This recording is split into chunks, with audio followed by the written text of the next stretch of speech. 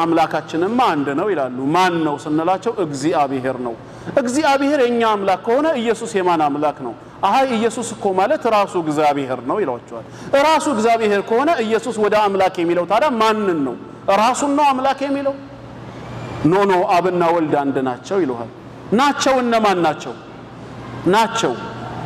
ከአንድ በላይ ነው እነማን ናቸው እና አብና ወልድ ብለን እንቁጠር አይ እግዚአብሔር አንድ ነው አንድ ከሆነ ናቸው የሚባል ነገር የለማ ነውና ናቸው በአንድ አረፍተ ነገር ውስጥ አይጠራም ማይሆን ነገር ነው ምረጡልን አንዱን ነው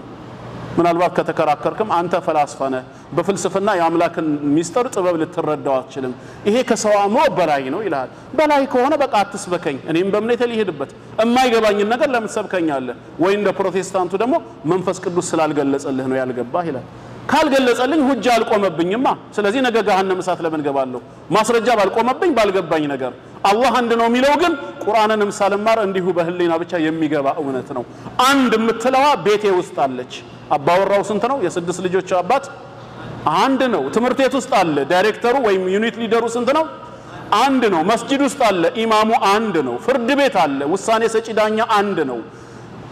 ቤተ መንግስት ውስጥ አለ ያ ሀገር በፕሬዝዳንት የሚተዳደር ወይ በጠቅላይ ሚኒስቴር ወይ በመሊክ በንጉስ አንድ ነው ታዲያ ይሄን ዩኒቨርስ ሰማይ ምድር ፀሐይ ጨረቃ ቀንና ሌሊት ሳይዛቡ በተዋቀረ መልኩ የሚመራቸው ኃይል አንድ ነው በቃ ክርክር የለውም